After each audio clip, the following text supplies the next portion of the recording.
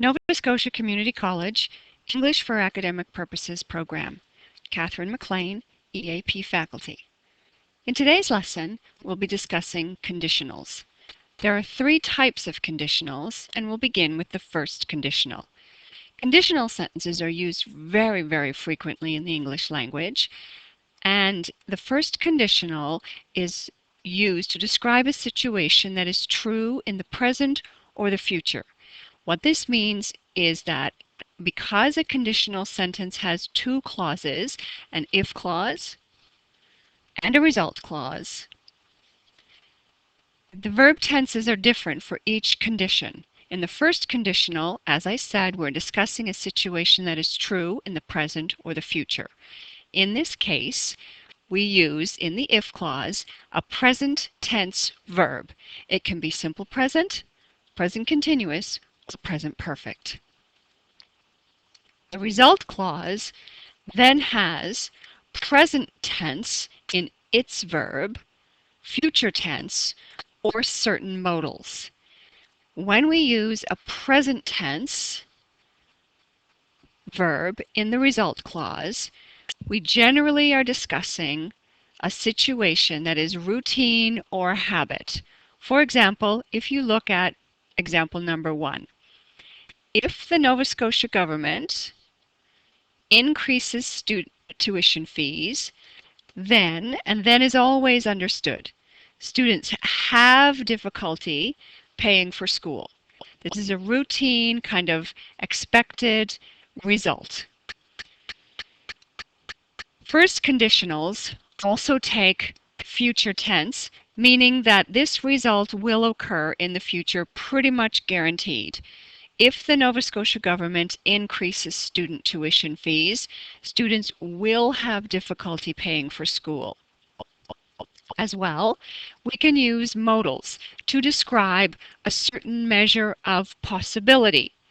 So again, in example 1, if the Nova Scotia government increases student tuition fees, students can have difficulty paying for school, could have difficulty, may have difficulty, or might have difficulty paying for school. Because you can use all kinds of present tense verbs in a first conditional, you can also use present continuous. In the present continuous sense, in the if clause, an example as in number 2, if you are running in the marathon this weekend, the options are future. Now, I want you to look carefully at example 2.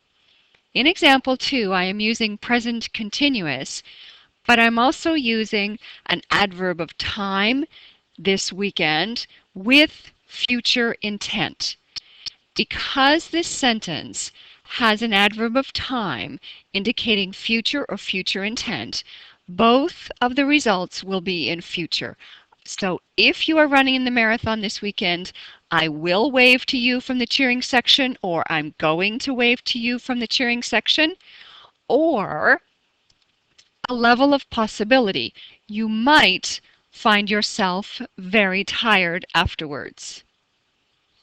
That's first conditional using present continuous in the if clause. Okay, again, present tense verbs. So the other example of present tense is present perfect. So let's look at example 3. In present perfect, the example on the board is if the teacher has asked you to do extra homework. Again, 3 possibilities. And in these present tense if clauses, I can have future intent, present intent, or possibility. Okay, so for present intent, she is trying to find out if the teacher has asked you to do extra homework. She is trying to find out if you are responsible. Present tense, if the teacher has asked you to do extra homework, she wants you to learn and practice. If the teacher has asked you to do extra homework, she will learn what kind of student you are. And a modal option, she might be testing you. Those are the options for first conditional. What we are trying to describe in a first conditional is that if this condition is met, this result does or will occur.